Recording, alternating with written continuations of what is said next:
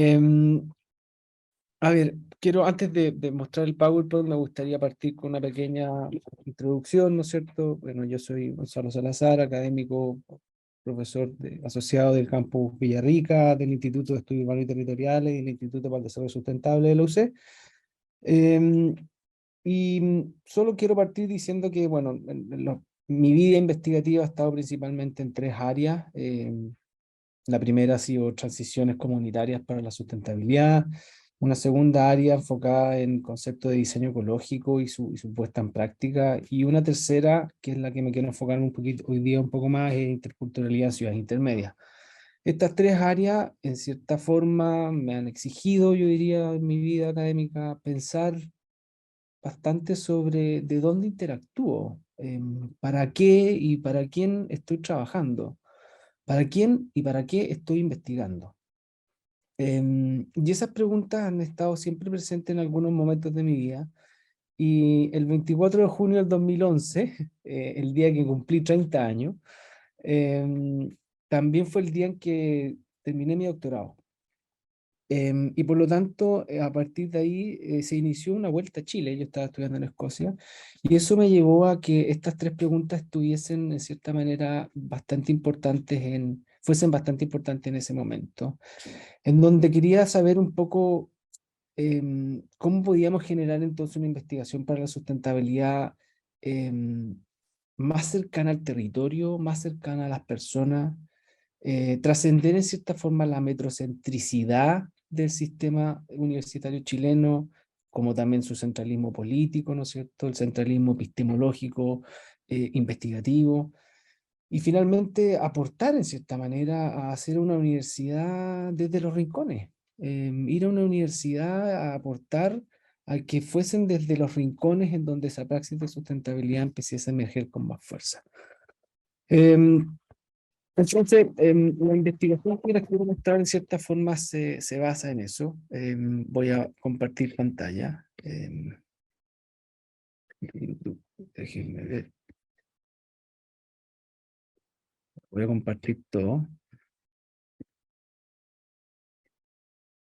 No sé por qué no me deja compartir, qué fome.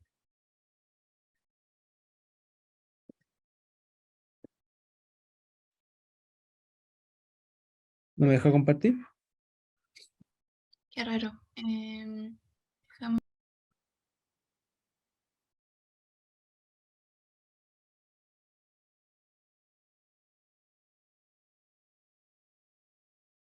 No, no me deja compartir. Me lo envías y yo lo proyecto y tú me dices para cambiar. A ver, ahora, espérenme. Mm, ahora tienes todos los permisos.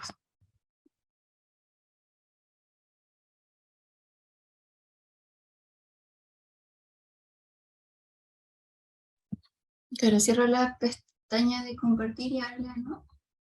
Voy a tener que salir de la reunión. Disculpen, voy a tener que partir de nuevo. Ya.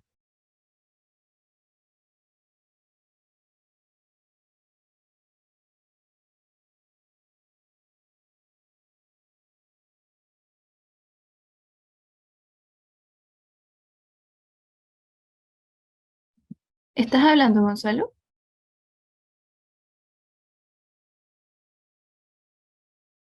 Estás con el audio silenciado. Ahí sí.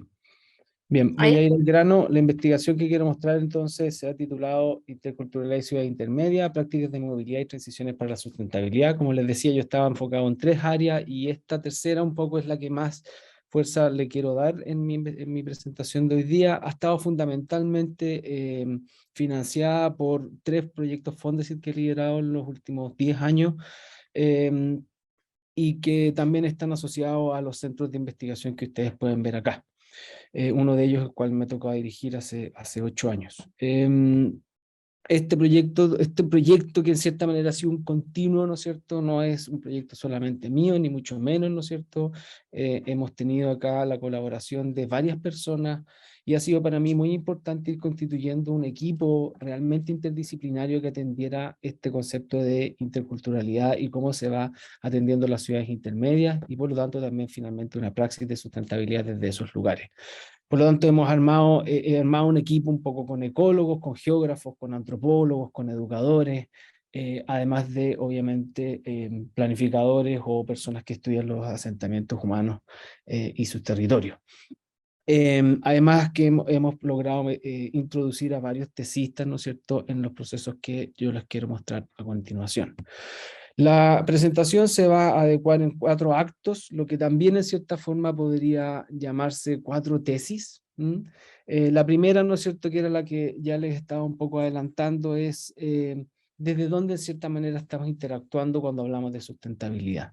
Para mí, un elemento fundamental que quiero introducir, con el que quiero introducir esta presentación, es que esa sustentabilidad necesita entender de una praxis que se articula desde territorialidades heterogéneas que nos toca hoy día o siempre vivir en distintos lugares. Es por lo tanto por eso que en cierta forma yo decidí hace varios años traer mi aporte a la universidad desde el sur de Chile, desde la cuenca, ¿no es cierto?, que puede ir constituyéndose por distintas manos que van construyendo universidad y también construyendo territorio. Esta es una pequeña foto de algo que está justamente aquí abajo, en mi oficina, de un proyecto que lidera mi colega Martín Vascopé, en el Museo Interactivo de Agroecología y Sustentabilidad del Centro C de Desarrollo Local. ¿Cómo vamos construyendo entonces esta cuenca? ¿Cómo vamos construyendo una praxis de sustentabilidad? Es para mí una pregunta fundamental. Sabemos que la sustentabilidad se ha institucionalizado de forma masiva, ¿no es cierto?, a lo largo de los últimos 40 años y ha sido un gran aporte para poder ir cambiando ciertos elementos. Probablemente, ¿no es cierto?, el Tratado de Kioto, la Agenda 21 y posteriormente las metas del milenio o ahora los Objetivos para el Desarrollo Sustentable, en cierta forma han sido una contribución importante. Pero al mismo tiempo sabemos que no ha sido suficiente, ¿no? Se han quedado cortos en cierta manera para poder atender una sustentabilidad más profunda, más radical y con mayor potencial de cambio.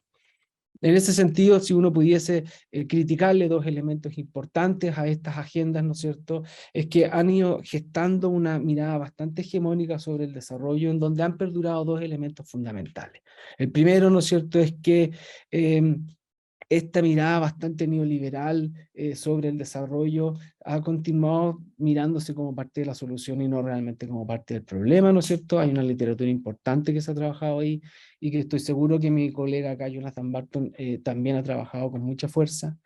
Y la segunda es que justamente en este elemento más dominante, ¿no es cierto?, que es lo que me quiero enfocar hoy día, es que hay un marco ético, epistemológico, y si ustedes quieren también una acción disruptiva que va en cierta manera quedando invisibilizada en esta universalización de la sustentabilidad de múltiples colores, pero que también tiene una fuerza bastante importante para no dejar ver muchos elementos que surgen de los territorios. En ese sentido, nosotros hemos apostado hace ya bastantes años, ¿no es cierto?, en apostar, en mirar una sustentabilidad, como diría Escobar, ¿no es cierto?, desde el pluriverso.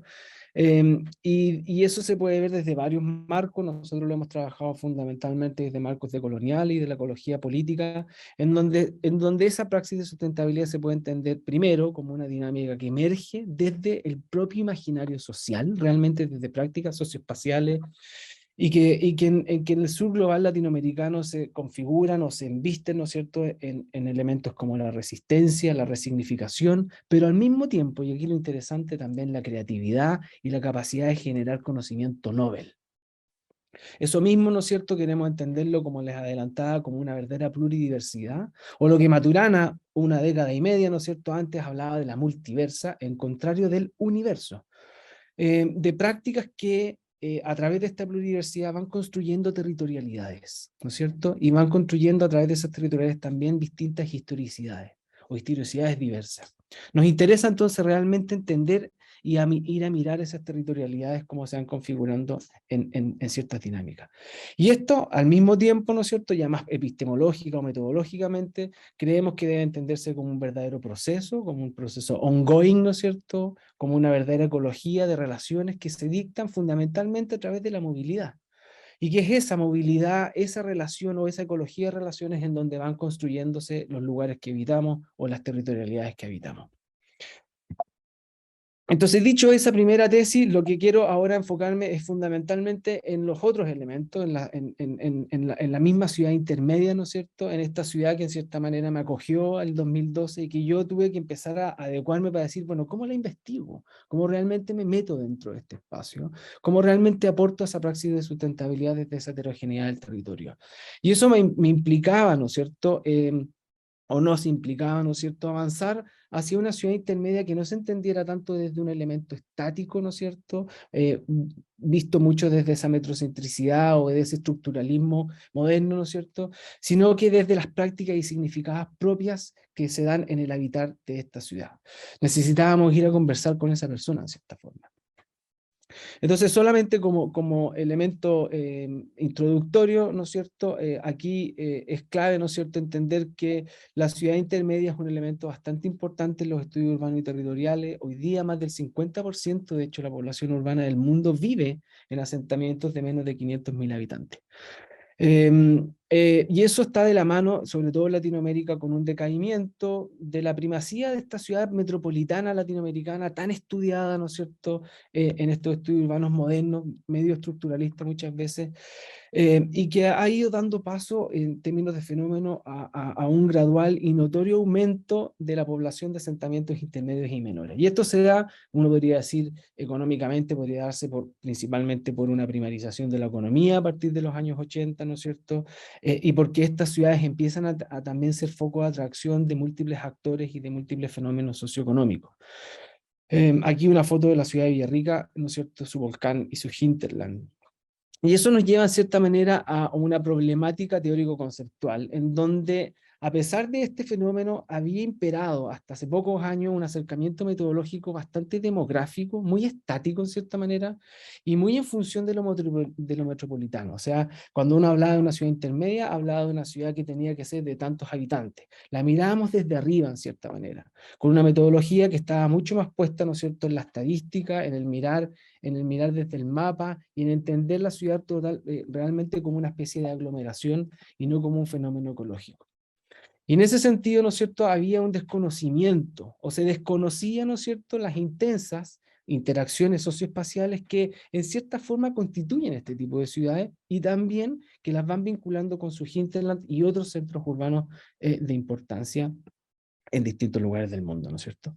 Entonces, eso ha llevado a que la literatura pase de lo que se llamaba originalmente la ciudad media a lo que ahora se ha llamado la ciudad intermedia, puesto justamente en el concepto de intermediación. Aquí lo que nos interesa entonces es ya no tanto trabajar a la ciudad, como decía Job, ¿no es cierto?, como un sistema de aglomeración, ¿no es cierto?, sino que realmente ir a mirar el proceso de acción, de intercambio, que es de apertura que estas ciudades tienen hacia sí mismas y hacia el exterior, ¿no es cierto? Y aquí los trabajos de Bolle y Rabinovich, de Velez, ¿no es cierto?, de Beltrao, algunas cosas que hemos contribuido nosotros han sido importantes. Entonces, esto nos lleva a lo que yo decía, que cuando nosotros cambiamos la escala, cuando pasamos de una ciudad metropolitana a una ciudad intermedia, necesitábamos entonces entender que aquí se generaba un cambio de concepto o objeto conceptual, ¿no es cierto? Nos implicaba o nos invitaba a mirar la ciudad de manera distinta. Entonces ahí nos hicimos la pregunta, bueno, ¿cómo es que se estudia esto de la intermediación? Y mirando un poco desde este paradigma relacional de la sustentabilidad que yo les introducía y de la movilidad como un elemento importante que va construyendo el territorio, es que en cierta forma el año 17 y 18 juntamos estos dos conceptos. El estudiar la ciudad intermedia con los procesos mismos de movilidad que le van dando fuerza. Entonces aquí, de cierta manera, nosotros lo que propusimos era trabajar principalmente desde el nuevo paradigma de movilidad como un elemento clave para el análisis de procesos socioespaciales de las ciudades intermedias. Y eso lo publicamos en un artículo que, de cierta manera, fue como un clic en nuestra investigación. Aquí, como dice el nuevo paradigma de movilidad, la movilidad ya no es entendida como un simple traslado, ¿no es cierto?, de un punto a otro, sino que realmente como un foco en sí mismo, en donde implica atender la conexión entre las personas y el lugar, ¿no es cierto? La expresión material, la expresión política de la movilidad, entender en cierta manera también las expresiones, las experiencias que implica moverse y cómo a través de ese moverse, ¿no es cierto?, se va generando el lugar en que nosotros vivimos, o lo que Girón habla de mobile placemaking, ¿no es cierto? Y que nosotros también trabajamos con el concepto de microgeografías. En cierta forma, lo que quiero llegar, ¿no es cierto?, es que justamente en esa movilidad estábamos viendo que esa intermediación podía ser estudiada, como al mismo tiempo, ¿no es cierto?, la misma configuración de la ciudad como un fenómeno socioecológico. Eso nos llevaba a un desafío metodológico importante, ¿no es cierto?, cómo aportábamos a una epistemología, disculpen, hay una falta de ortografía, y una metodología investigativa que realmente enfatizara el encuentro con este tipo de personas, ¿no es cierto?, con la percepción, con el hábitus de las personas que constituyen esas ciudades intermedias. Necesitábamos salir de la encuesta, necesitábamos dejar de mirar a la ciudad desde arriba, desde el mapa, ¿no es cierto?, desde este elemento un poco estructuralista que baja hacia abajo para poder mirar la ciudad. Lo que por un lado nos permite entender la ciudad, pero no nos permite muchas veces explicar estos fenómenos. Y lo que nosotros queríamos era explicar el fenómeno de intermediación y cómo se van construyendo esos territorios. En ese sentido, entonces, lo que hicimos fue presentarnos a estas personas y ponernos a caminar. Y aquí la fenomenología para nosotros fue clave, ¿no es cierto? Una serie de marcos metodológicos nos fueron diciendo que ya no nos teníamos que enfrentar tanto a esa persona como ocurre en una entrevista, sino que teníamos que empezar a caminar con ella. Y lo que hemos estado haciendo en los últimos 12 años es caminar, en cierta forma. Hemos caminado con las personas para que nos muestren estos territorios y desde ese hábitus, ¿no es cierto?, ir comprendiendo estas prácticas y significancias socioecológicas que constituyen la ciudad. Por lo tanto, ya no nos enfrentamos como un investigador frente a un entrevistado, ¿no es cierto?, sino que caminamos junto a él en esta relación de street phenomenology, como la que llama, ¿no es cierto?, Ingold en sus trabajos. Para eso, entonces, los últimos años, desde el 17 a la fecha, hemos propuesto un marco metodológico para la exploración de prácticas interculturales de movilidad, obviamente puesto en el concepto de ciudades intermedias. Aquí no me voy a detener mucho, pero si se fijan ustedes, hemos trabajado un mecanismo que nos habla de ciertos métodos, nos habla de ciertas formas en cómo se analizan estos métodos, y nos habla de ciertas fuentes en donde estos métodos tienen que ir a concurrir, ¿no es cierto? Entonces, un elemento inicial que hicimos fue entender las dinámicas de conmutación de las personas que van constituyendo estas ciudades, pero de ahí rápidamente quisimos bajar a lo que yo les mencionaba recién, cómo realmente entendíamos, ¿no es cierto?, la ciudad en conexión con su hinterland y en esas dos cosas la construcción de territorialidades heterogéneas. Y para eso entonces fuimos a inventar metodologías básicamente y otras, a copiar otras muy interesantes. Por ejemplo, lo que hemos hecho harto es que empezamos a mapear el flujo de personas, ¿no es cierto?, sobre todo en los buses. Entonces no solamente nos pusimos a caminar con la gente, sino que también pusimos a andar en bus. Y llevamos literalmente 10 años andando en bus en estas ciudades, en más de 5 ciudades de la Araucanía, para entender estos mapas de flujo y cómo se van construyendo, ¿no es cierto?, estas dinámicas de conmutación. Pero también, si ustedes se fijan en los otros elementos, no solamente nos queríamos fijar en el movimiento de las personas, sino que también en el movimiento de las experiencias, en el movimiento de las cosas, como puede ser, ¿no es cierto?, en el movimiento de las semillas, que también van construyendo esta ciudad y estos territorios ahora desde una perspectiva más ecológica. Al mismo tiempo nos interesaba entender cómo es que estos territorios van adquiriendo identidad. Por lo tanto, trabajábamos mucho en mapeos de toponimias, ¿no es cierto?, y cómo estas toponimias se van ejerciendo en la medida, o se van configurando en la medida en que las personas se mueven y habitan los territorios. Y finalmente, un elemento que engloba todo esto, ¿no es cierto?, diálogos para la sustentabilidad. Hemos tenido muchísimos focus group, mapeos participativos, que en cierta manera nos han ido entregando un relato importante sobre cómo es que esta territorialidad es vivida, y que en cierta forma nosotros creemos que puede ser interesante para poder enfocar una sustentabilidad distinta. Bien, hemos trabajado fundamentalmente en la ciudad de Villarrica y su hinterland hacia Pucón y Curarrehue, ¿no es cierto?, en prácticas de movilidad en esta cuenca. Hemos trabajado fundamentalmente también la ciudad de Temuco y la cuenca hacia el oeste, hacia territorio lafkenche, aquí territorio lafkenche, por lo tanto territorio Curarrehue, en Curarrehue territorio pehuenche. Y también dos casos que hemos estudiado bastante es Angol, ¿no es cierto? Y todo su hinterland hacia los sauces, y Victoria y su hinterland hacia Curacautín. 4 espacios que nos llevan a lo que hemos llamado una etnografía multisituada en el tiempo, que tiene estos 3 proyectos y sus respectivos centros asociados en el tiempo. Partimos entonces con una primera imagen que para mí es interesante, que es cómo en la medida en que fuimos viendo estas exploraciones, aquí simplemente una primera imagen desde Casén, ¿no es cierto? Nos decía que estas ciudades ya no eran aglomeraciones aisladas, ¿no es cierto? Como les postulé al principio, sino que realmente configuraban sistemas que estaban fuertemente, que eran interdependientes entre sí. Distintos sistemas urbanos ya no podían entenderse como verdaderos lunares, como había sucedido en esta epistemología más estructuralista de los estudios urbanos, sino que realmente como sistemas de relaciones. Y aquí lo que tenemos simplemente es la movilidad de personas, ¿no es cierto?, que se mueven por conmutación diaria entre estas ciudades y que nos mostraba, ¿no es cierto?, un sistema urbano que era bastante más complejo de cómo pensamos que se armaba en un principio. Claramente acá se ve Temuco, compadre, en las casas, armando un sistema metropolitano interesante, que va generando ciertas independencias con otros territorios. Pero también nos pareció interesante lo que aparecía en el norte y en el sur, ¿no es cierto? Cómo Angol configuraba un territorio funcional determinado, y cómo Villarrica, por ejemplo, configuraba otro territorio funcional con Loncoche, con Pucón, con Curarrehue, con Vilcún, y con Temuco, por supuesto. Entonces, estos elementos nos empezaron a decir, chuta, aquí lo que sucede entonces es que las ciudades tienen estos niveles de interconexiones y interdependencia interesantes entre sí. Pero de nuevo, esto no nos decía mucho cuál era la experiencia que se estaban dando ahí. No nos explicaba mucho estos fenómenos. Más allá de decirnos, sí, mira, las ciudades están interconectadas entre sí y generan un sistema urbano. Y fue por eso entonces que nos tuvimos que subir al bus, ¿no es cierto? Ahora metodológicamente lo que hicimos fue un cambio, ¿no es cierto?, de mirada, bajamos realmente el territorio, y este fue el clic que yo les mencionaba adelante.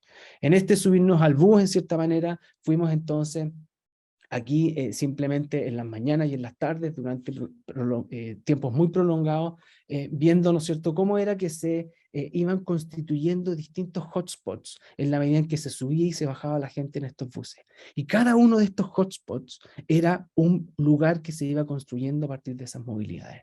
El mobile placemaking de Girón, ¿no es cierto? Y eso es lo que nosotros en cierta manera llamamos microgeografías. Y nos fuimos dando cuenta entonces que cada una de estas microgeografías tenía una historia que contarnos.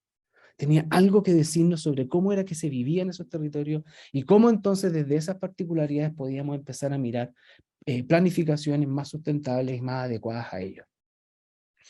Entonces lo que hicimos fue iniciar una etnografía muy profunda que duró muchos años, ¿no es cierto?, para ir entendiendo estas pequeñas microgeografías, en conversaciones con la gente, en entrevistas dentro de los buses y en acompañamientos o shadowing, ¿no es cierto?, o go-alongs, como se dice en la literatura, con distintas personas. Nos subíamos en sus casas, nos bajábamos en sus colegios, en sus lugares de ocio, en los lugares donde trabajaban, en el hospital. Y con eso fuimos entonces dándonos cuenta que esas microgeografías constituían una red de experiencias, constituían una forma de articular y de entender, y sobre todo de construir una territorialidad.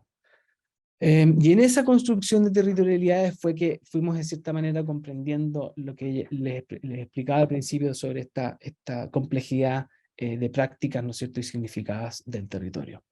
Aquí un pequeño ejemplo, ¿no es cierto? Belina, una mujer que recuerdo realmente como si fuera ayer, en donde nos mostraba que las distintas mejores viales habían cambiado toda su forma de vivir y relacionarse con la ciudad de Villarrica, sobre todo de estas comunidades indígenas que están hacia el sur, ¿no es cierto? Acá hay un engranaje gigantesco de comunidades indígenas que todos los días se mueven a la ciudad, ¿no es cierto?, por distintos motivos de ocio, de salud, de educación, etc. Entonces, cómo esas mejoras habían cambiado su forma de vivir la ciudad en circunstancias que hace algunas décadas demoraba 12 horas para llegar a Villarrica, hoy día se demoraba 1 hora o 1 hora y media, ¿no es cierto? Y esto, en cierta manera, nosotros lo fuimos articulando con los cambios, ¿no es cierto?, estructurales que ha tenido la ciudad en términos socioeconómicos, ya sea por la primarización de la economía, o por, ¿no es cierto?, otras economías emergentes como el turismo. Mejoran las estructuras viales y por lo tanto cambia la forma en cómo se construyen esos territorios. Pero una vez que uno se baja del bus, ¿no es cierto?, cambia un poco la historia. Todavía tenemos a personas que viven esta movilidad de forma sumamente agreste, ¿no es cierto?, en donde la experiencia de poder ir al colegio implica largas caminatas, muchas veces con polvo, muchas veces con lluvia, muchas veces con barro, y que todavía, ¿no es cierto?, nos desafían a decir, bueno, ¿para quién está hecha la movilidad? ¿Para quién estamos planificando estos territorios? Y nos llevaba un poco a la conclusión en algunos artículos que publicamos, a entender que la movilidad en este sentido y todas estas infraestructuras eran altamente políticas, ¿cierto? Y que en esa política nosotros también teníamos una oportunidad de poder conversar y de poder atender. Entonces, justamente con eso en mano fue que hemos tratado en varios artículos de ir mostrando estas pequeñas microgeografías y toda la experiencia que existe detrás de ellas. Una tercera tesis que quiero mostrar hoy día, ¿no es cierto?, tiene que ver con que una vez que entendimos estas interdependencias, ¿no es cierto?, a través de las microgeografías entre la ciudad y su hinterland, en donde realmente ya no cabe, ¿no es cierto?, un límite urbano como se ha entendido aquí, sino que eso es realmente una ficción, es que en estos territorios funcionales, ¿no es cierto?, existía un habitat indígena bastante importante.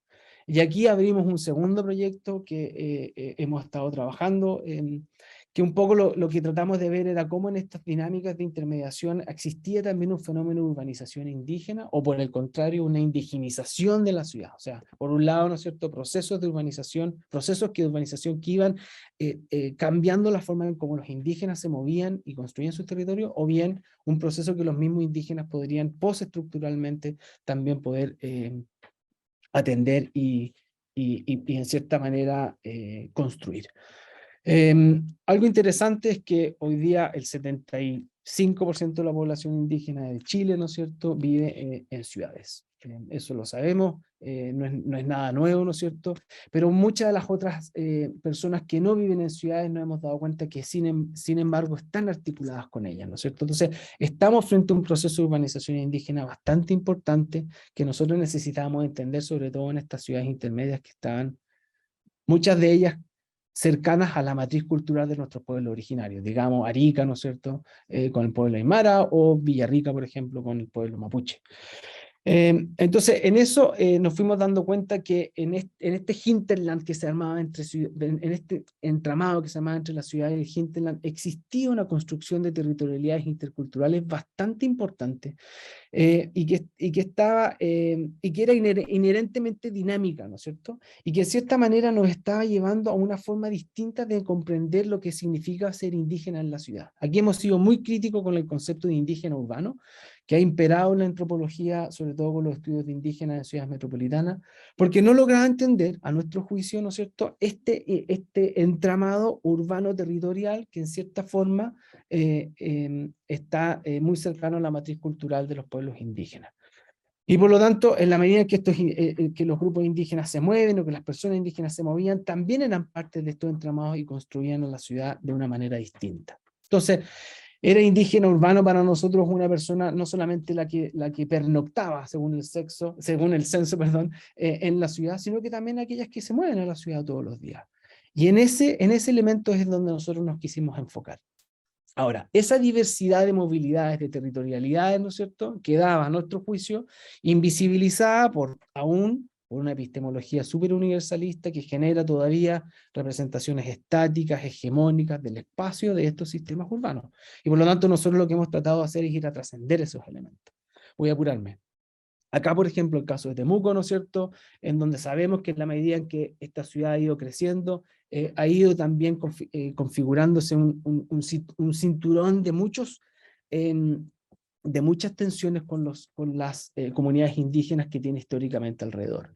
Son cientos de comunidades las que están establecidas alrededor de esta ciudad, ¿no es cierto? Acá, obviamente, Felipe Jordán también conoce bien el caso, en que en cierta manera han generado una serie de conflictos, de tensiones y también de desafíos para la planificación urbano-territorial en nuestro país.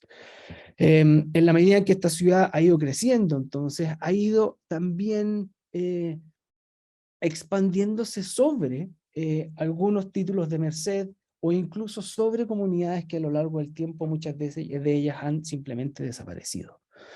Entonces, es justamente en estos procesos de urbanización, de crecimiento urbano de la ciudad intermedia, en donde nosotros vimos ahí un conflicto aparente, ¿no es cierto?, entre lo que significaba ser indígena hoy en día en estos procesos de urbanización y estos crecimientos urbanos que están siendo bien significativos en la ciudad intermedia, en Chile y el mundo en general, o en Latinoamérica. Entonces, aquí lo que quisimos nuevamente es entrar en el concepto de movilidad para ir a entender aquí. Quisimos ponernos en los bordes de la ciudad, en aquellos lugares en donde hoy día están entrando en conflicto ciertas comunidades indígenas por estos procesos de urbanización. Y de nuevo entonces acá repetimos algunos elementos, esto hace como 3 años atrás, en donde de nuevo empezamos a movernos con las personas y empezamos a identificar estos hotspots o estas microgeografías en los bordes de las ciudades. Y cómo en estos hotspots, ¿no es cierto?, habitaban comunidades o LOF que articulaban varias comunidades en estos procesos de urbanización indígena, que estaban interconectados, ¿no es cierto?, con distintas escalas, desde el centro de Temuco hasta literalmente la costa nueva imperial. Y estas microgeografías después las fuimos bajando a algunos mapeos participativos, que hoy día no les voy a mostrar, que nos indicaba lo que llamamos las microgeografías de la frontera. El concepto de la frontera. Y aquí eso fue fascinante ver cómo estos LOF, ¿no es cierto?, ya en una escala muy pequeña, realmente de reja, realmente de prado o de potrero, ¿no es cierto?, están hoy día en una lucha permanente, ¿no es cierto?, por cómo la ciudad va creciendo y en cierta manera absorbiéndolos.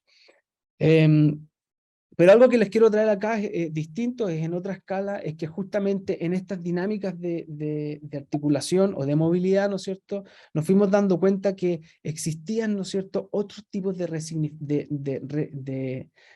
reivindicación indígena. O sea, la forma en cómo se estaban construyendo estos procesos de urbanización relatan, ¿no es cierto?, un levantamiento importante de estas comunidades que nos dicen, oye, acá hay una forma distinta de entender la ciudad y que nosotros necesitamos expresarla. Y esta etnografía ha sido realmente fascinante, ha durado como 5 años, en donde nos fuimos dando cuenta que justamente la movilidad es que ella cobraba significado, ¿no es cierto? O se lograba leer de una manera distinta. Ya cuando entrábamos en el loft y viajábamos con los actores, es que nos fuimos dando cuenta que lo que sucedía en el no construyan sobre cementerios, ¿no es cierto?, con Socobesa literalmente arriba de las comunidades, ¿no es cierto?, tenía una articulación con una serie de fenómenos de movilidad que llegaban incluso hasta el centro mismo de la ciudad, en donde hace pocos años, ¿no es cierto?, se descabezaron a aquellos españoles que fueron las personas que iniciaron los procesos de urbanización en estos espacios hace algunos siglos. Entonces, es justamente acá, en esta movilidad, en donde para nosotros era súper interesante, o ha sido interesante ver esta forma de ser indígena, ¿no es cierto?, que en este caso yo la quiero representar principalmente en un proceso de resignificación, pero sobre todo, ¿no es cierto?, de reivindicación para los lugares en que ellos habitan. No me puedo detener más porque no tengo más tiempo. En contraposición a eso, ¿no es cierto?, en estos procesos de indigenización de la ciudad o del territorio, hemos empezado ahora en un tercer proyecto a entender que estas prácticas de movilidad también son sumamente creativas. No solamente son reivindicativas, sino que también nos llevan a una forma distinta de poder mirar el territorio o de pensar el futuro, ¿no es cierto?, y por lo tanto el desafío de la sustentabilidad.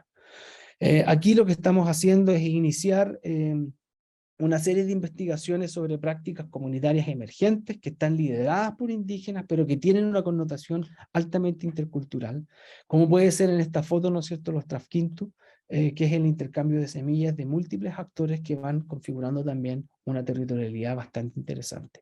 Al mismo tiempo vamos a trabajar con ferias, con festivales, esto lo estamos iniciando ahora mismo, ¿no es cierto?, en distintos lugares del Gualmapu, desde Osorno hasta el norte en Temuco. De nuevo con una etnografía multisituada. Solamente para graficarles esto, ¿no es cierto?, el Trafquintu, para los que no conocen, es una práctica, ¿no es cierto?, de intercambio de semillas, ¿no es cierto?, que se da justamente en la movilidad. Y estos intercambios, en la medida en que han ido integrándose en un territorio cada vez más intercultural, con múltiples procesos de migración, ¿no es cierto?, y de complejización de los actores que constituyen la ciudad, en cierta manera para nosotros se van constituyendo como elementos importantes para dos cosas. Uno, creemos que acá estarían gestándose ciertos diálogos interculturales que pueden tener conocimientos ambientales o socioecológicos sumamente nobles para poder mirar futuros alternativos respecto a la sustentabilidad. Y lo segundo es que justamente en estos diálogos se va reposicionando, se va reconfigurando lo que significa ser indígena en estos espacios urbanos y cómo desde esa indigeneidad, ¿no es cierto?, va también generándose un proceso de reivindicación distinto. Un proceso de reivindicación que se da justamente en la interculturalidad que lo contextualiza. Entonces, ¿qué es lo que hemos hecho? Ya no solamente nos movíamos con personas, caminábamos con personas, sino que nos movíamos con los buses de las personas, sino que también empezamos a mapear las semillas, los intercambios de semillas. Esto fue un primer ejercicio que hicimos, ¿no es cierto? Cada uno de estos puntos de acá son 5 trasquintos iniciales que trabajamos en tiempos de pandemia y antes de la pandemia, y ahora en los últimos meses estamos en eso también. Entonces lo que fuimos viendo fue que estos fenómenos, ¿no es cierto?, de intercambio de semillas eran verdaderas sinapsis, ¿no es cierto?, que hacían que un territorio se articulara de forma bastante heterogénea, pero también de manera muy escalar. Y que era justamente en esta escalaridad, en este intercambio de saberes, en donde esta red se volvía quizás sumamente resiliente, ¿no es cierto? Una red, ¿no es cierto?, que en cierta manera lo que busca es salvaguardar, querer, cuidar, ¿no es cierto?, la memoria biológica y cultural que va construyendo estos territorios. Y al mismo tiempo, ¿no es cierto?, se va construyendo como un fenómeno espaciotemporal, realmente como una red, ¿no es cierto?, liderada por una emergencia indígena que nos traía una reivindicación sobre cómo se puede vivir en el mundo hoy día desde esta mirada indígena. Entonces, para nosotros también ha sido bien interesante establecer estos diálogos ya no solamente con las personas, sino que con las experiencias y con las cosas que se mueven. Y estamos de nuevo, ¿no es cierto?, iniciando esta etnografía nuevamente multisituada en estos espacios, en donde esperamos, ¿no es cierto?, ser un agente colaborador que vaya a fomentar y a potenciar estos fenómenos. Solamente algunas reflexiones, ¿no es cierto?, estos 3 o 4 tesis que le mostramos muy brevemente, ¿no es cierto?, en cierta manera nos llevan a un cambio de paradigma, en donde creemos que ya no es realmente apropiado comprender la sustentabilidad desde el paradigma de la aglomeración, ¿no es cierto?, sino mucho más desde el existir socioecológico que construye los espacios que vivimos. Y aquí 4 elementos que creo que con los que quiero terminar. Primero, esto nos conlleva o nos interpela, ¿no es cierto?, a la necesidad de entender la praxis de sustentabilidad desde la heterogeneidad de los territorios, ¿no es cierto?, desde el poder imaginativo de estas comunidades mirando, ¿no es cierto?, futuros alternativos, desde el pluriverso de estas comunidades. Lo segundo es la necesidad de fortalecer estos procesos creativos, ¿no es cierto?, que son propios de las emergencias interculturales del sur global latinoamericano. Lo tercero, ¿no es cierto?, nos lleva a querer avanzar con mucho más ímpetu hacia una transdisciplina profunda en la academia, hacia seguir explorando de cierta manera, casi que inventando una metodología investigativa que nos lleve un poquito más al corazón de esas prácticas, ¿no es cierto?, al caminar con la gente, a subirnos al bus, a mirar las semillas socioecológicamente, a tratar de mirar esa memoria biocultural desde otras metodologías, ¿no es cierto? Y finalmente, ¿no es cierto?, la necesidad entonces de planificar apropiadamente en base a estas otras 3 necesidades. O sea, planificar desde las condicionantes y potencialidades ecológicas determinadas de cada espacio, ¿no es cierto? Y sobre todo a planificar desde la colaboración. Solo para terminar, ¿no es cierto?, esta investigación es también parte de un fenómeno universitario que para mí ha sido muy importante. No solamente me gusta investigar, sino que he querido volcar mi vida académica realmente a que logremos mirar esa praxis de sustentabilidad desde otros rincones, ¿no es cierto? Y a hacer universidad desde otros espacios más allá del centralismo metropolitano que es tan característico de nuestro sur global latinoamericano. Aquí les dejo algunas publicaciones, hay más de 20 publicaciones asociadas a lo que les acabo de contar, mucho mejor de cómo se lo he contado hoy día. Aquí he seleccionado 15 publicaciones que creo que están directamente asociadas a lo que les acabo de contar. Muchas gracias.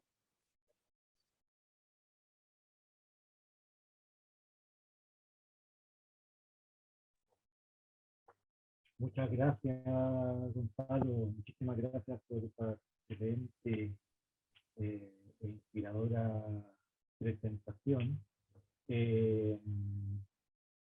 Yo dejo abierta la palabra para preguntas, comentarios, críticas, sugerencias. Yo me tengo que ir a las 12 en punto porque tengo una reunión importante. Así que bueno, yo por lo menos me quedo hasta ahora, así que abro el piso para preguntas, comentarios.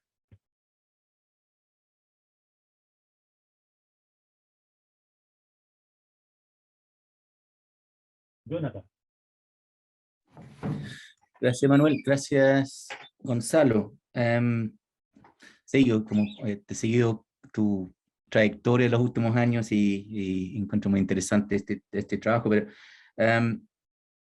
dos preguntas, como yo creo que respecto de la plurinacionalidad y esta complejidad de decir que en la Constitución estos son los pueblos indígenas y el otro no tiene nombre, nosotros parece, como somos todos iguales acá, somos indígenas, no indígenas, por eso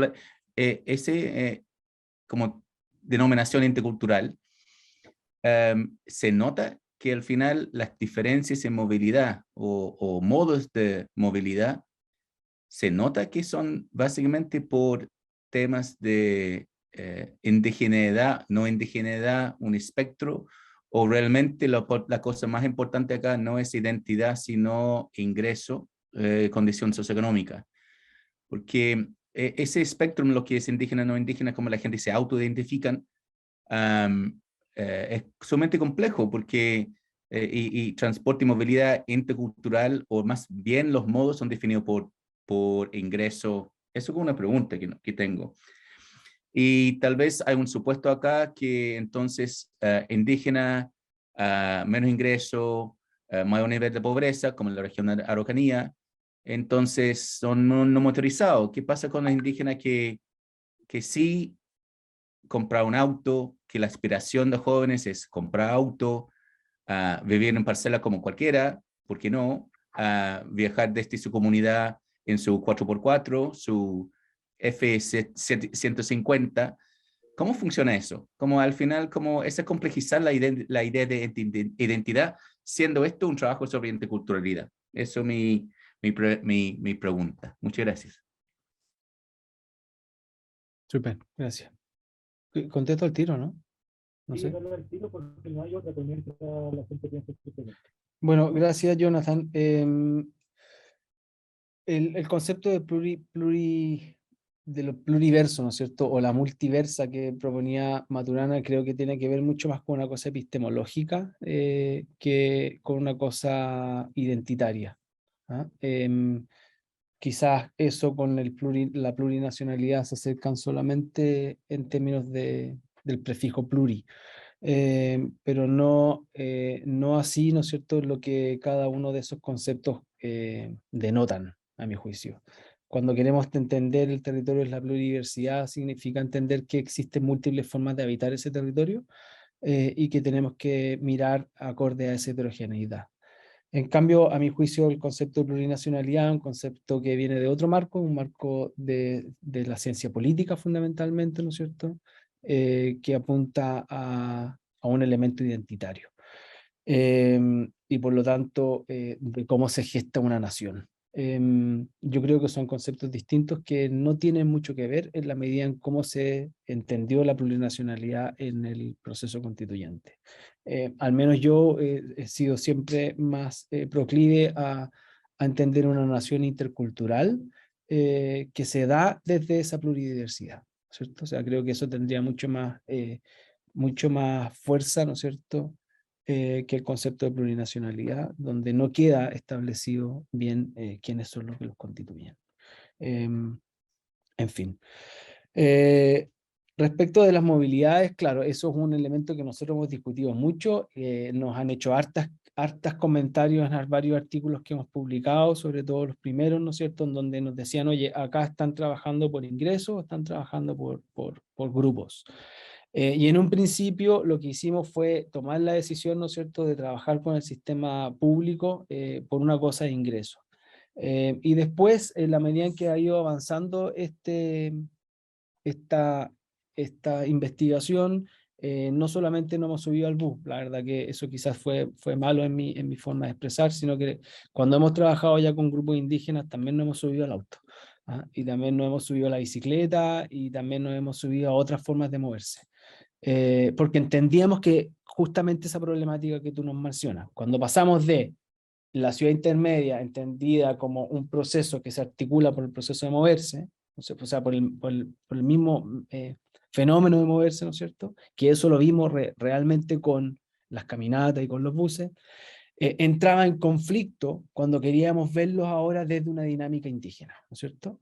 Y por lo tanto, ahí lo que hicimos fue empezar también a hacer otro tipo de acompañamientos, ¿no es cierto? Hemos ido con sobre todo en Temuco, ¿no es cierto? Hemos ido con las personas en sus autos, en sus bicicletas, en fin, caminando por distintos espacios que articulan a sus LOF, ¿no es cierto?, con el centro de Temuco, con alguien que trabaja en el home center o con alguien que va a, qué sé yo, a la escuela. Porque claro, nos vamos dando cuenta que esto no era un elemento solamente de ingreso y que esa indigeneidad, ¿no es cierto?, se expresaba en múltiples modos.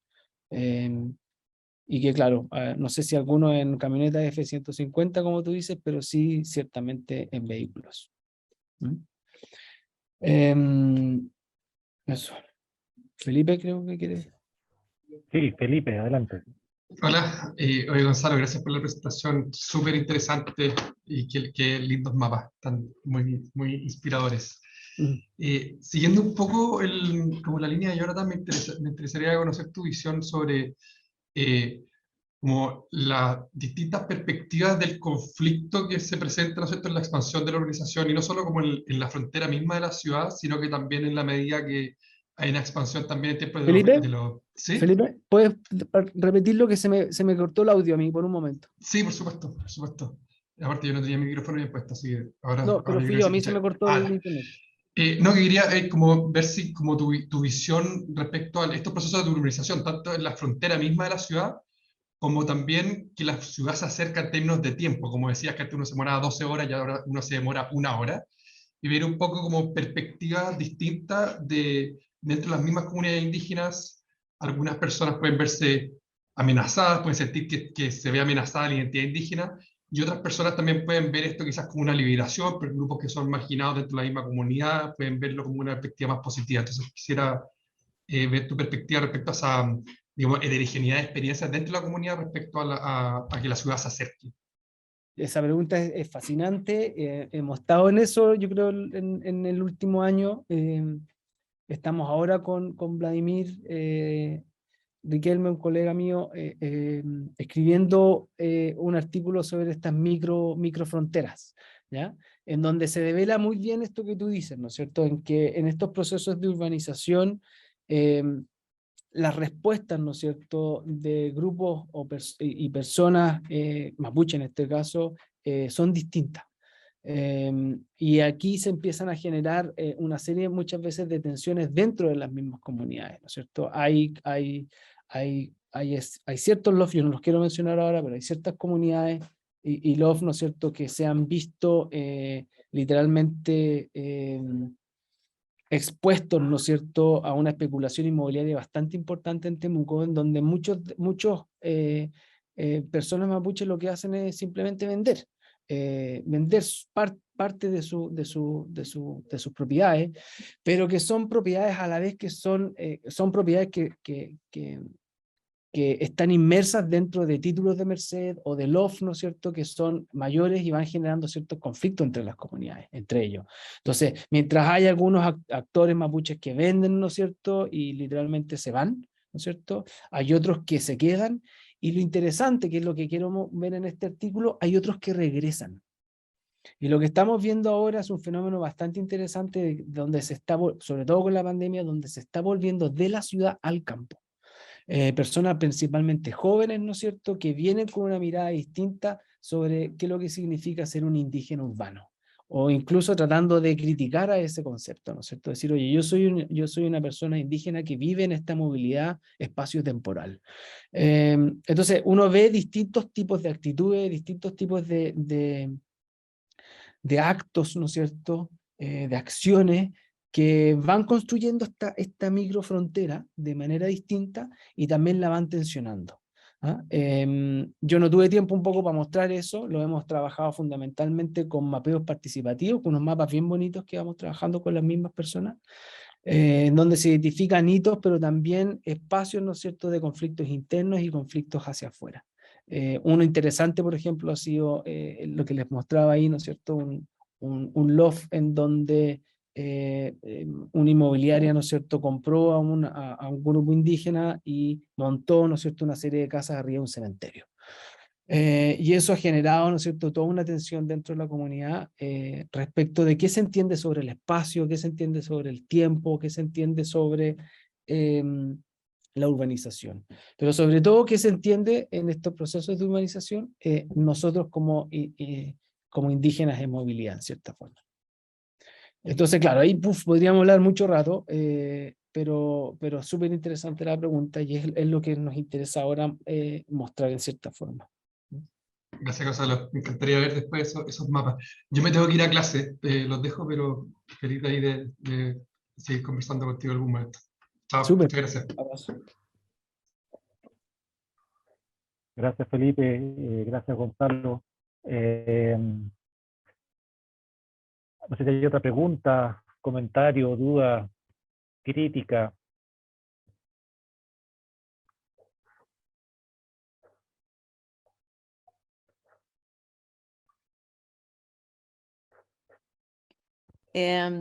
Yo puedo aportar algo, quizás porque es como demasiado bonito el trabajo, es muy lindo. Pucha, cuando hago participación en la planificación del transporte ahí en la zona, me encantaría conversar e intercambiar contigo, contar con tus opiniones, observaciones, etcétera, porque uno ve tantas cosas, uno vive tantas cosas, ¿no?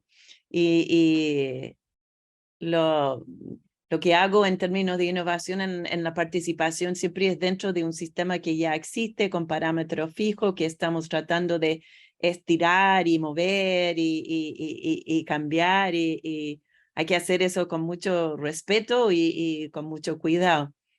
Me interesaría, sí, ver cómo podríamos hacer algo más de puente en ese tema, pero quizás, no sé, quizás es demasiado práctico, pero quizás podría ser bien interesante porque ha habido de parte de los encargados de transporte público en la zona una gran creatividad, un gran compromiso con mejorar las condiciones del transporte público. Yo también me subí mucho a los buses cuando estoy ahí en el sector, en los distintos actores y todo. Y nosotros provocamos unos diálogos muy directos entre quien era la Seremi en esa época y quien era y sigue siendo el encargado de transporte público en Cajón, en Labranza. Hubo algo de traslado con tu mapa, no total, pero algo de eso. Y entiendo que han habido algunas mejoras prácticas, no solo en la movilidad automovilístico, sino también en el transporte público. Pero claro, muchos de los problemas también son problemas donde lo que tú estás averiguando sería mucho más relevante a veces que lo que sé yo, porque muchas veces el problema no es, se vive como un problema de movilidad, pero es un problema de la falta de servicios en su propio territorio, que no tienen un servicio de salud, no tienen un cajero automático, no tienen una feria libre y tienen que ir a Temuco para cualquier cosa, y ese es un viaje de 1 hora, de 1 hora y media, que los chiquillos deberían poder ir a un colegio ahí en su zona, pero muchas veces, particularmente para el liceo, tienen que ir a Temuco para ir a las casas. Y claro, ahí los choferes de los buses les tiran las monedas, les maltratan. Y ahí a nosotros nos expresa esto como un tema de ruralidad. Y la ruralidad traslapa con lo indígena, pero no es lo mismo. Entonces, tal como el Jonathan te preguntó por la división socioeconómica, etcétera, me interesa tu opinión o tu visión de esto, de las distancias entre la ruralidad y los indígenas también, porque ahí yo lo viví en carne propia con mis compadres y comadres de Tinquilco muchos años, que la distancia entre la ruralidad europea o con raíces europeas y lo indígena y lo mixto es muy fuerte también. Muchas gracias, muy, muy bello el trabajo, muy linda la presentación. Muchas gracias, Lake. Bueno, sí, una de las cosas que yo creo que como más conceptuales que van surgiendo acá es que en la medida en que mirábamos el territorio desde la práctica socioespacial, desde la movilidad, desde la interacción, de cierta forma, nos obligaba a ir cuestionando y tratando de dejar atrás dualismos propios del pensamiento moderno, dualismos propios de esta epistemología universalista que yo les mencionaba al principio, en donde lo que hacen en cierta manera es ser una capa de invisibilización o una capa súper míope respecto de cómo se vive en estos territorios. Entonces, por ejemplo, la división urbano-rural que se ha establecido históricamente, ¿no es cierto?, en la planificación urbana, que es necesaria para elementos de límites y elementos súper concretos, ¿no es cierto? No es, por otro lado, ¿no es cierto?, indicativa respecto de cómo es que estos territorios se generan y cómo estos territorios se viven. Yo mismo no vivo en la ciudad, pero soy urbano, ¿cierto? Y viajo todos los días a la ciudad, así como lo hacen muchas otras personas. Por lo tanto, cuando hablamos de la ciudad intermedia, ya no nos referimos a la ciudad como una aglomeración, ¿no es cierto?, sino que realmente como un sistema de interconexiones. Y eso nos lleva a lo que varios autores han trabajado con el concepto de territorios funcionales. Territorios socioecológicamente funcionales, ¿no es cierto?, que se activan por estas prácticas, que se constituyen por estas prácticas y que por lo tanto la planificación en distintos ámbitos, como puede ser el transporte, necesita mirar desde allí, ¿cierto? Por el contrario, cuando tenemos una división urbano-rural o cuando tenemos una división política administrativa del Estado en términos de comunas, por ejemplo, en un sistema funcional como podría ser Temuco, Labranza, Nuevo Imperial, Puerto Saavedra, o como podría ser Villarrica, Pucón, Curarrehue, ¿no es cierto?, en donde las personas se mueven de forma sistemática, diaria, conmutan todos los días realmente, todos estos dualismos, ¿no es cierto?, y miradas estáticas del territorio lo que hacen es invisibilizar esos procesos y al mismo tiempo generar una planificación poco adecuada. Entonces, claro, esto nos invita en cierta manera a tratar de no caer tanto en elementos identitaristas, sino que en entender el territorio y las personas como realmente un flujo que va construyendo los territorios. Entonces, en ese sentido, creo que las preguntas sobre el indígena urbano o el indígena rural o cómo esta ruralidad aquí o esta ruralidad allá se va en cierta manera, perdiendo sentido, a mi juicio. Y va entonces, por otro lado, ¿no es cierto?, emergiendo mucho más la necesidad de poder mirar y planificar los territorios en concordancia, ¿no es cierto?, con cómo es que estos territorios son vividos. Y mi sensación es que ahí es donde se nos abre una mirada o una praxis de sustentabilidad distinta. No solamente porque cambiamos el paradigma de mirar ahora relacionalmente el territorio, sino porque, como dije en la cuarta tesis de mi intervención, es que creemos que en estas interconexiones, en estos diálogos, ¿no es cierto?, en estas formas de dialogar en movilidad, va emergiendo un conocimiento que puede ser muy, muy informativo para pensar futuros alternativos. Y ahí es donde estamos ahora, ¿no es cierto? Por eso que nos fuimos a trabajar con los Trafquintus, estamos trabajando con las ferias, estamos trabajando con los festivales, estamos trabajando con esas emergencias que están acá como burbujeando y que creemos que pueden ser no solamente elementos que corroboren lo que estamos hablando en términos de movilidad o de interacciones socioespaciales, sino que también porque traen un conocimiento y una reivindicación interesante para mirar el futuro. Entonces, habiendo dicho todo eso, como que no quiero contestar la pregunta sobre las diferencias entre la ruralidad, el nosotros, el ellos, ¿no es cierto? En lo que es indígena, lo que no es indígena, lo que es urbano, lo que no es urbano, lo que está dentro de una comuna, lo que está fuera de una comuna. Sino que me interesa mucho más trabajar la interculturalidad como este proceso de tensiones y de diálogo. Pero perdón, la interculturalidad también se trata de Sí. la posicionalidad de estos otros grupos humanos, ¿no? Que De todas existen, maneras. que yo creo que no se puede negar su existencia y que es súper interesante entender mejor el contexto de lo que tú estás escribiendo también. Sí, yo estoy Cómo muy de acuerdo. Yo no se quiero negar. conforman mutuamente. Nosotros no negamos para nada la existencia, ¿no es cierto?, de grupos, de espacios, de tendencias, ¿no es cierto?, de historicidades, de historias que han ido construyendo este territorio.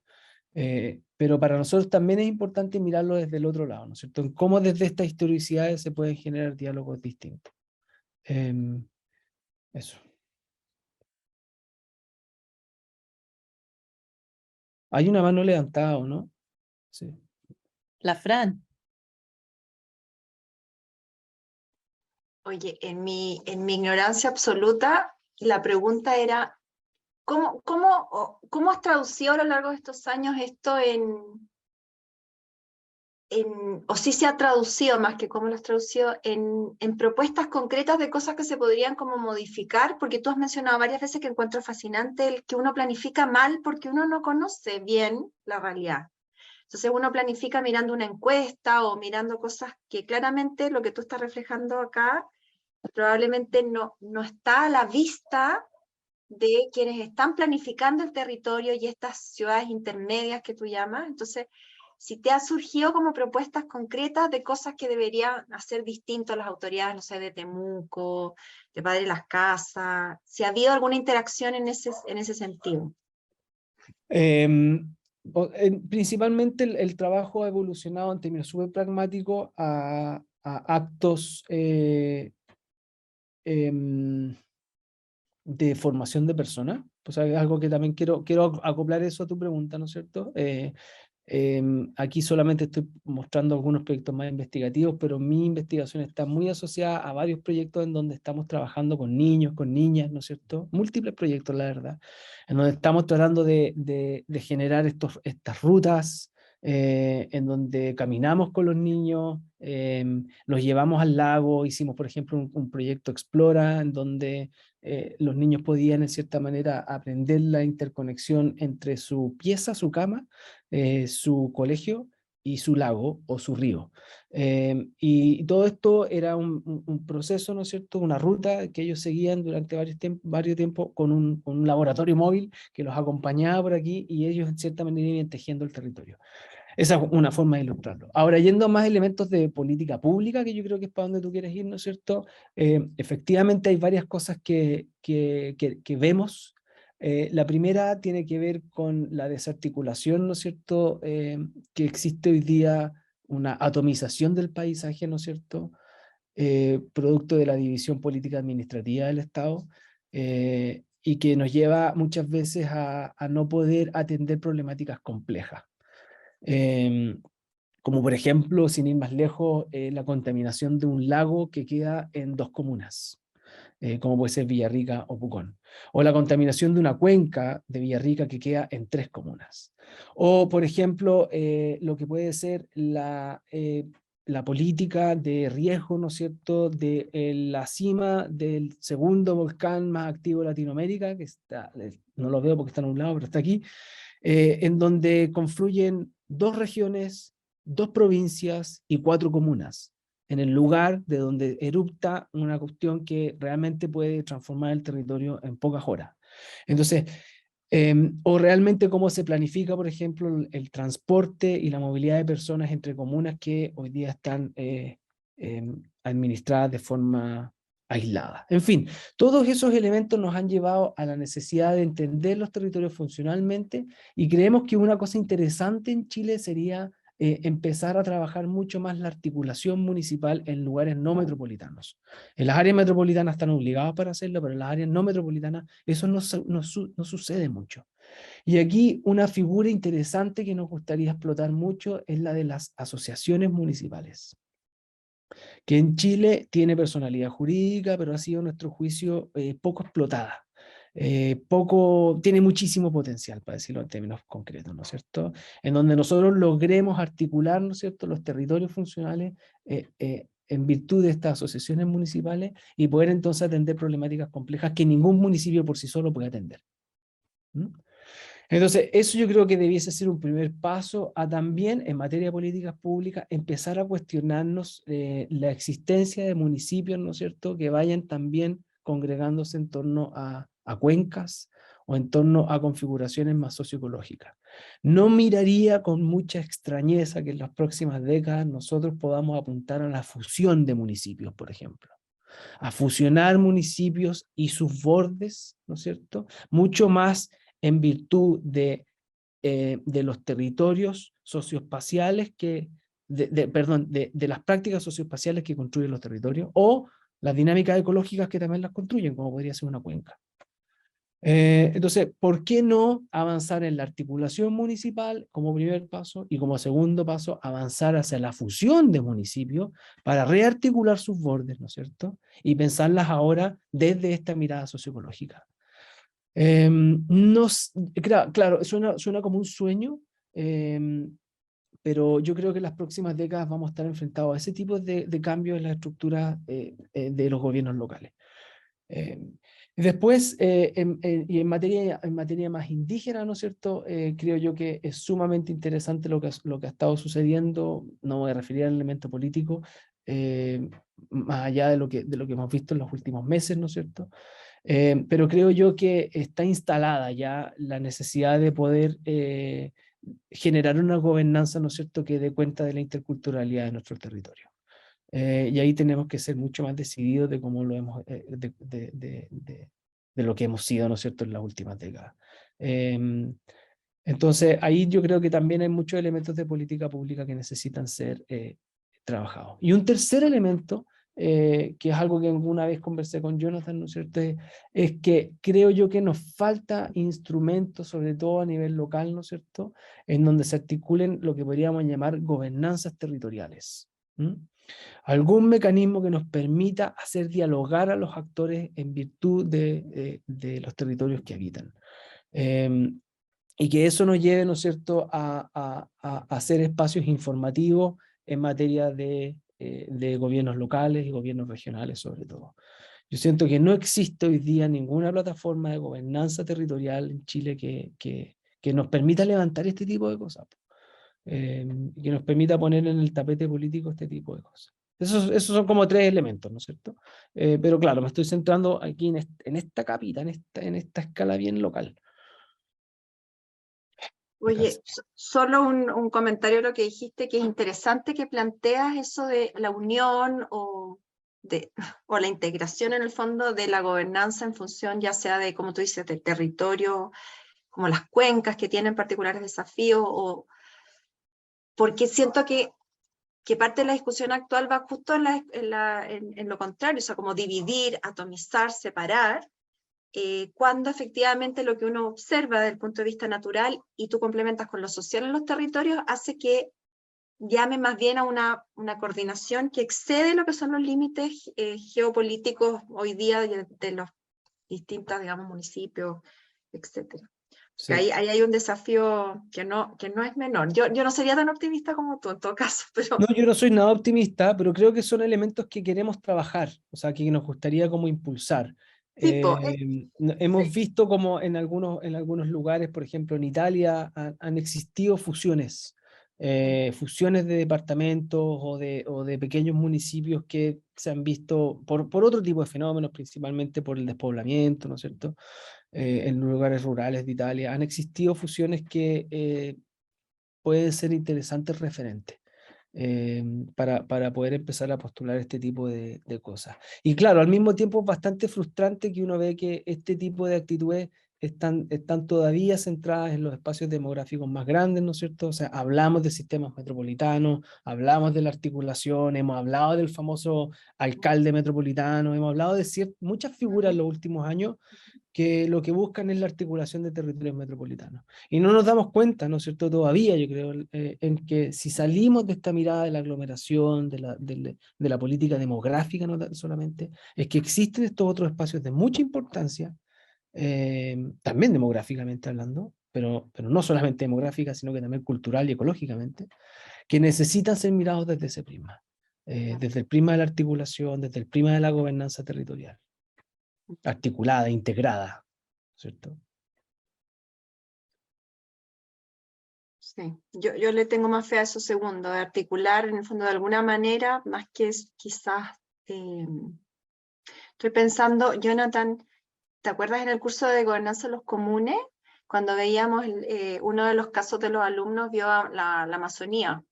Entonces era todo el quebradero cabeza era que, claro, ¿cómo tú vas a coordinar en el fondo la gestión? Y no ya hablemos de la protección, la gestión de un espacio que, o sea, se traslada en tantos territorios. Imagínate a nivel internacional, aún más difícil que a nivel municipal. Y ahí había, bueno, algunos intentos que no han funcionado tampoco tan bien, pero digamos, ha habido algunos intentos.